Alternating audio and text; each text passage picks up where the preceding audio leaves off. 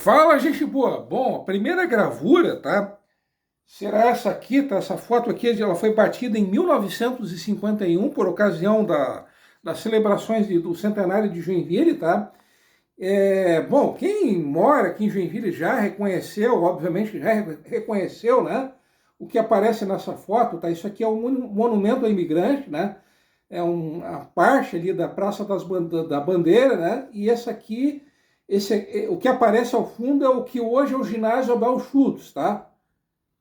A próxima foto, tá? As próximas fotos, né, na verdade, tá? Isso aqui é uma outra foto, tá? Do monumento ao imigrante, tá? Essa foto aqui de baixo, tá? Esse aqui é um monumento imigrante, e como vocês puderam reparar, né, como vocês estão vendo aqui os detalhes, né, as esculturas que fazem parte do monumento, né?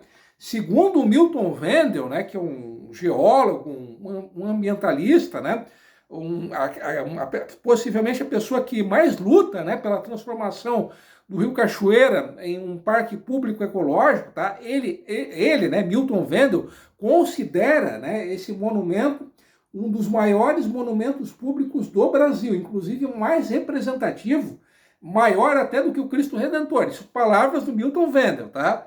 Não são minhas palavras, é ele que diz, tá? Mas enfim, né?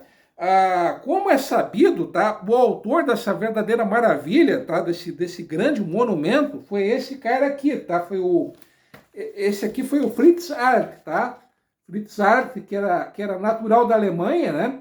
E que acabou se radicando em Joinville em 1922, né? Ele viveu um certo tempo também no Rio de Janeiro, né? Antes de se mudar para Joinville, tá? Fritz Arlt, que faleceu em 1968, quando estava pedalando, né? Andando de bicicleta. Ironicamente, né, ele acabou sofrendo um mal súbito quando ele estava passando, né, nas proximidades do monumento ao imigrante, tá? Então teve essa triste ironia, né? Mas enfim, voltando, né? Eu estava falando a respeito no vídeo anterior, né? A respeito, sim, antes que eu me esqueça, tá? Tem ainda mais uma foto para vocês, tá? Que é essa foto aqui, tá? Eu já direi a vocês quem foi esse menino aqui, tá? Esse garoto aqui da foto, tá? Mas enfim, né? Voltando, né? Como no vídeo anterior eu expliquei um pouco, né? Contei um pouco, né? A respeito do doutor, né? Do médico, doutor Albano Schultz, né? O Albano Schultz, né? Ele tinha dito que ele foi vereador entre 47 e 51, tá? Na verdade, ele acabou sendo reeleito, tá? Em 1950. Curiosamente, ele foi reeleito recebendo menos votos, né? Do que ele havia recebido na eleição anterior, tá? Só que, para surpresa geral, para surpresa de todos, tá? Na primeira sessão que houve na Câmara de Vereadores, isso em fevereiro de 1951, ele acabou anunciando que estava renunciando ao seu cargo de vereador, tá? No lugar do nosso amigo Albano, quem acabou assumindo o cargo de vereador foi o suplente dele, que era o Bernardo Tanque, tá? Em relação ao Bernardo Tanque, né, duas rápidas curiosidades, né, a respeito dele. Bernardo Tanque, que popularmente era conhecido como Tancão, né, ele era professor. Durante muitos anos ele lecionou uma escola bem precária que existiu no quilômetro 7 da Estrada Blumenau, que fica ali na região rural, né, do bairro Vila Nova. E hoje, inclusive no bairro Vila Nova, existe uma escola pública municipal que leva o nome do Bernardo Tanque, tá? Inclusive, em 1918, o Bernardo Tanque, ele era um dos 29 professores que existiam em Joinville. Sim, foi isso que vocês acabaram de ouvir.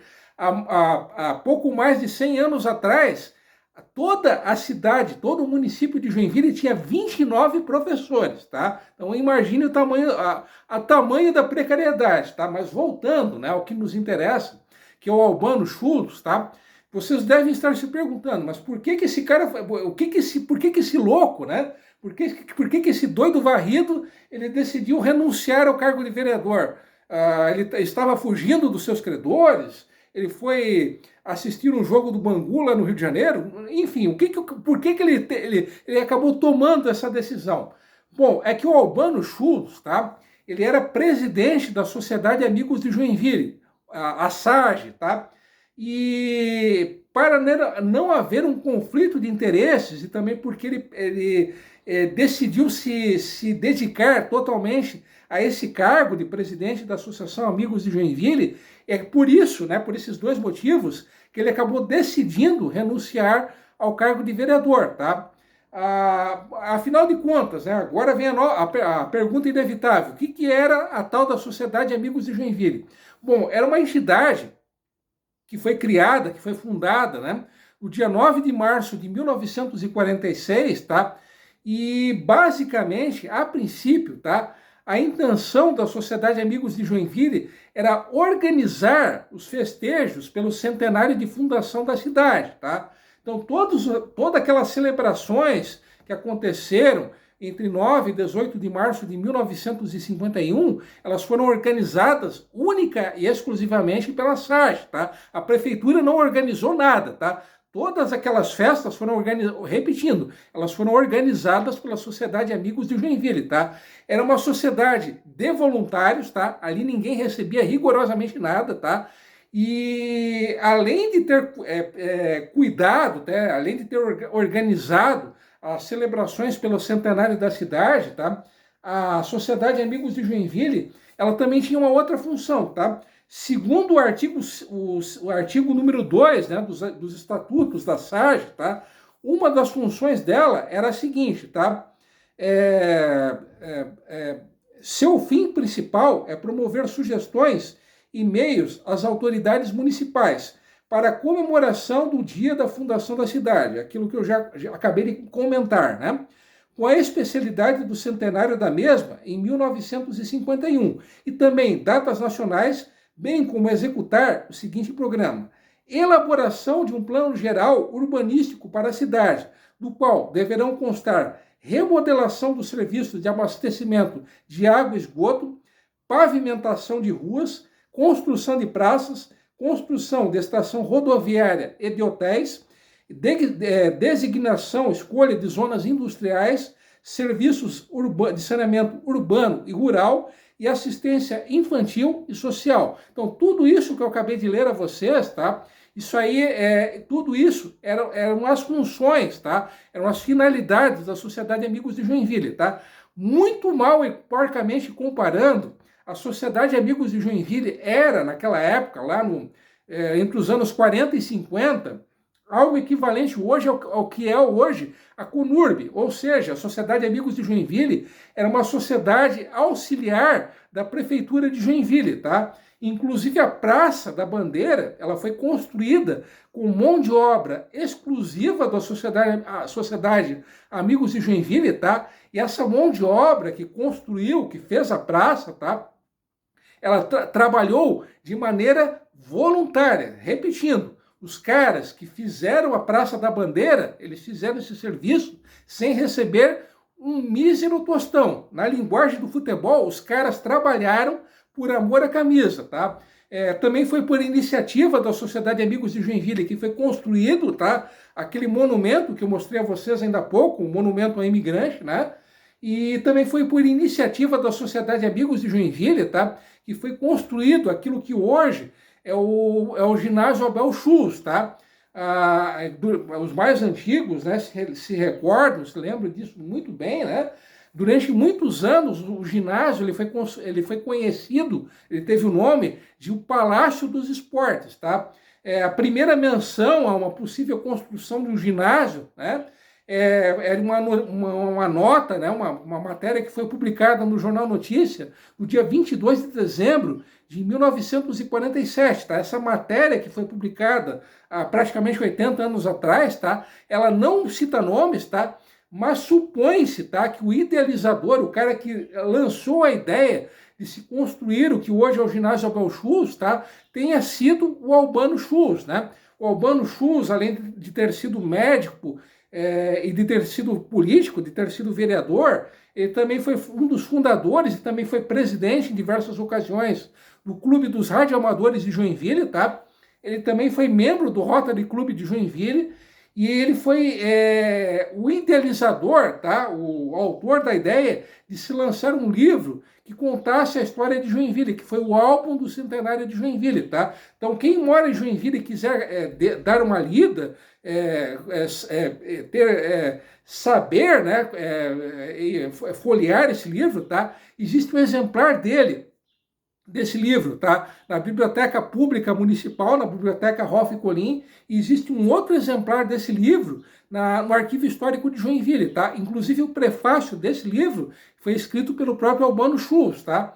O Albano Schultz, por fim, tá? Ele foi membro da Comissão Municipal de Esportes entre 1967 e 1969. Esse foi o último cargo público que o Albano Schultz ele acabou exercendo, tá? No dia 21 de novembro de 1982, ele veio a falecer vítima de câncer de pulmão, né? Como ele era uma figura muito querida, uma figura muito popular, uma rua no Costa e Silva, ela acabou sendo batizada com o nome dele, isso através de um decreto municipal de junho de 1983, tá?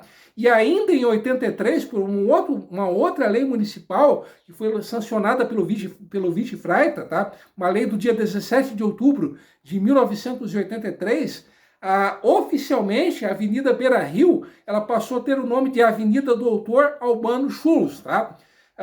Os comerciantes, né, aqueles que tinham estabelecimentos comerciais na Avenida Beira-Rio, eles chiaram, eles foram totalmente contrários, tá, a esse decreto municipal, tá? Porque isso geraria muito transtorno. A documentação das lojas, elas teria que ser refeita, tá? E em virtude da mudança do nome da avenida, isso inevitavelmente geraria muito extravio de correspondências, tá? Chegaram a apresentar um abaixo-assinado, tá? Com 65 assinaturas, mas não adiantou de nada, tá? Para total desconhecimento da população de Joinville, repetindo, oficialmente, o nome da Avenida Beira-Rio é Avenida Doutor Albano Schultz, tá? Então vocês estão sabendo disso agora, tá? Bom, certamente vocês devem ter imaginado. Então, o Abel Schultz, obviamente, era parente do Albano. Sim, exatamente. O Abel era o filho mais velho do Albano Schultz, tá? O Albano, ele tinha outros 2 filhos, tá? Que era a Marlene, que era filha do meio, e o Assir, que era o filho caçula, tá? Bom, em relação ao Abel, tá? O Abel, ele nasceu aqui mesmo em Joinville, no dia 30 de setembro de 1939, tá? Durante muito tempo ele foi funcionário da Tupi, o cargo dele da Tupi era de diretor do departamento de contabilidade, tá? E o Patrick Roger Pinheiro, o popular homem da BMW, ou do Terno Azul, como queiram, né? O Patrick, ele me mandou, tá? 2 recortes de jornal de 1967 que citam o Abel Schultz, tá? Então ele era atleta? Não necessariamente, tá? O Abel Schultz, ele era técnico da equipe de basquete masculina da Sociedade Esportiva e Recreativa Cruzeiro do Sul, tá? Mas ele não se tornou técnico do Cruzeiro do Sul por ser um gênio da estratégia. Ele se tornou técnico do Cruzeiro do Sul unicamente por ser o filho do homem, né? Por ser filho do doutor Albano Schultz, né? Uma informação que eu tinha me esquecido é que o Albano Schultz, tá? Ele foi durante 15 anos diretor da Sociedade Cruzeiro do Sul, tá? Então, por causa disso, é que o nosso glorioso Abel Schultz, ele se tornou técnico da equipe masculina de basquete do Cruzeiro do Sul, tá? Ele veio a falecer, né, o Abel, né, ele faleceu às 3 horas da manhã do dia 21 de fevereiro de 1972, tá? Os jornais da época infelizmente, eles apenas informam que ele ficou durante meses entrevado, doente, né? Mas curiosamente, eles não informam que doença, né? Que levou o Abel Schultz a óbito, tá? Ele, por ser muito jovem, naquela ocasião ele tinha 32 anos de idade, tá? Isso gerou uma comoção muito grande na cidade, até por ser filho de quem ele era, né? E então quer dizer que na mesma época que ele faleceu, é que o ginásio ele passou a ter esse nome de Abel Schultz? Não. Segundo pesquisas do Patrick, né, do homem da BMW prateada, né, do grande conhecedor dos segredos da história e do universo, tá? Em 1974, o ginásio ele ainda tinha aquele seu nome original, que era o Palácio dos Esportes. E só anos mais tarde, isso já em 81, é que os jornais eles se referem ao ginásio como o ginásio Abel Schultz, tá? Possivelmente, tá, durante a primeira gestão do Luiz Henrique, né, que foi entre 77 e 82, é que o ginásio ele passou a ter esse nome, de Ginásio Abel Schultz, tá? Ele foi muito mais uma homenagem ao Albano, né, do que ao filho dele, tá? Como eu disse, o Abel Schultz ele só se tornou técnico, né, ele só teve essa passagem como, entre aspas, atleta, em função do pai dele, né? O pai dele, por ser uma figura muito importante, uma figura muito influente, né? Por causa disso é que o Abel Schultz ele tinha circulação, né, nas altas rodas de Joinville, né? Que ele acabou conseguindo essa boquinha aí de técnico da equipe de basquete do Cruzeiro, né? Do Cruzeiro do Sul, né? E, infelizmente, né, uma ironia bem trágica, né, o Abel Schultz ele faleceu na residência do pai dele, do Albano. Né? Como eu disse ainda no vídeo anterior, o Albano Schultz ele morou na parte final da vida, numa casa que ficava na esquina, né, da Jerônimo Coelho com a rua Itajaí. Então foi nesse local que faleceu o Abel Schultz, lá em 1972, né? E ao que tudo indica, o ginásio ele passou a ter esse nome não por causa de uma lei, tá? Uma lei publicada em um diário oficial como mando figurino. O ginásio passou a ter esse nome graças a um decreto, né? Um ato do próprio prefeito, tá? Repetindo, não se sabe, não se tem a data, tá, exata em que o ginásio passou a ter esse nome, tá? Então, resumidamente, tá? Essa foi a vida do Abel Schultz, né? Tanto do Albano Schultz quanto do filho dele, né? Do Abel Schultz, que era aquele menino ali da foto que eu mostrei para vocês no início do vídeo, tá? Uma figura que foi muito importante, né? Fez muito por Joinville, mas que infelizmente caiu no esquecimento, tá? Então, repetindo, no dia 22 de agosto tem feijoada do Caxias lá na Celesc, tá? Os telefones, né? Eu trouxe lá no início do primeiro vídeo. Então, quem quiser ter os telefones de novo, é só retornar ao primeiro vídeo, beleza? Então, vou ficando por aqui e, como sempre, e tradicionalmente, fui!